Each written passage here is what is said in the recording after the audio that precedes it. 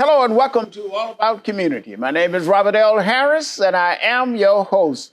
Today I'm honored to have as my guest Kevin Nichols. You may have heard that name because Kevin seems to be everywhere. Everywhere you go, you see Kevin Nichols. You know why that is? Because he's very, very popular. Kevin, welcome to All About Community. Thank you, Bob. I've arrived. I appreciate it. Oh, come on now. Let's talk for a moment about your background, where you were born, grew up, high school, I know college, etc. Where were you born? I was born at Alta Bates Hospital. Alta Bates. I used to be on the board of directors at Alta Bates Hospital. Well, I'm not surprised. You're the board of directors of everything. But born in Berkeley, but grew up in El Cerrito. Went to St. Jerome's Elementary School in El Cerrito, St. Mary's High School in Berkeley, and then went to Berkeley undergrad.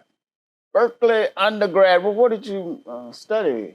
African American Studies. I came in as a mechanical engineering major. And why did you change? I changed because I had an internship at Lawrence Livermore National Laboratory, and I was doing mechanical engineering there, and that's where I decided that I wasn't. I didn't know if that was going to be sustainable for a career for me. So I kind of wanted to be more around people and make more of an impact on people's lives. So I could do that with technology, but I kind of wanted to be a civil rights attorney. So I thought I wanted to go into law. Well, why didn't you go into law? Well, I worked at Morrison & Foerster. As a retired lawyer, well, I guess I'm not really retired, but I don't practice law anymore. Well, I thought about it. I wanted to be a civil rights attorney like Johnny L. Cochran Jr. and John Burris, my fraternity brothers. So I started working at Morrison & Foerster as a paralegal and wanted to learn the ropes. And then after a couple of trials working there, I decided that perhaps I didn't want to practice law like I thought. Living at the firm for about 14-hour days for a couple of weeks at a time wasn't quite the lifestyle that I had anticipated. So it probably wasn't the best place to go to see if I wanted to do civil rights law. But I ended up gravitating to pro bono work, did a lot of pro bono cases, and that's where I still kind of got fed doing work that affected other people.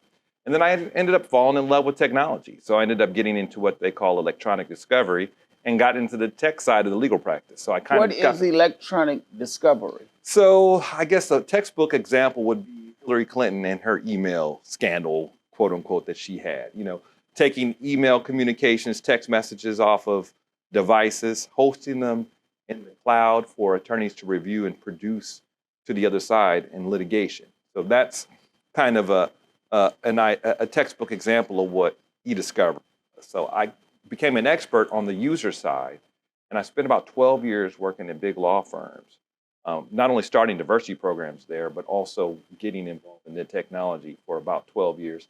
And then I started my own consulting firm after my stint in the law firm. And I actually sold e-discovery services to lawyers and corporate counsel that I used to know back when I worked in the law firms.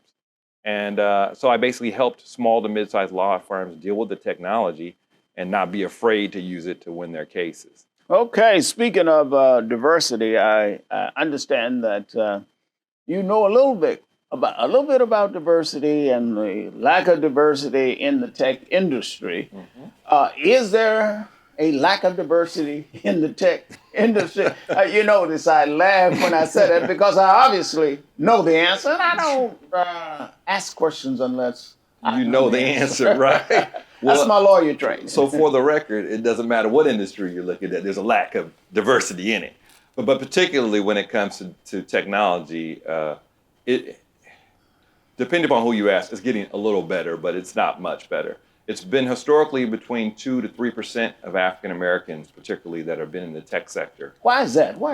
Is it because we just don't understand technology or what? Well, it's because primarily, think about it from the tech industry, you know, you're looking at from the dot-com era. You know, all these companies blew up that didn't really sell anything. You had smart, particularly white Americans who were had access to capital, funding, starting companies, hiring their buddies from school, growing these companies for hundreds to thousands of employees with that same mentality And then all of a sudden you look around and you say, oh, we have a diversity problem. There's no Black people, there's no Latino people, et cetera.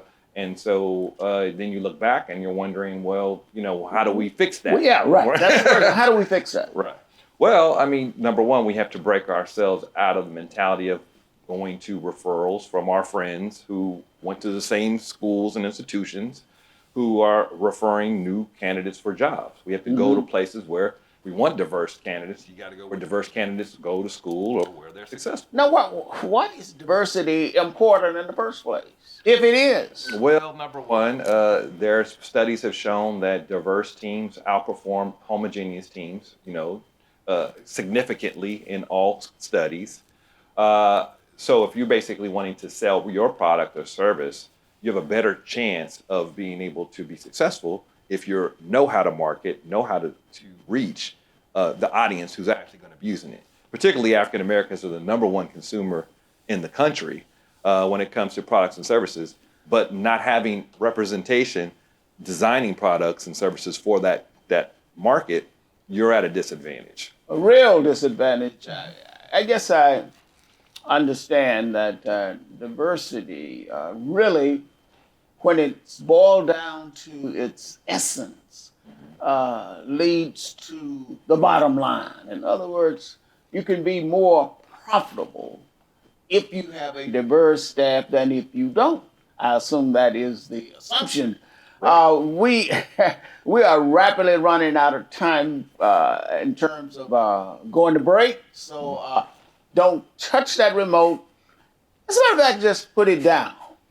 We will be right back with All About Community. Again, my name is Robert L. Harris. I am your host, and my guest is Kevin Nichols. We will be right back.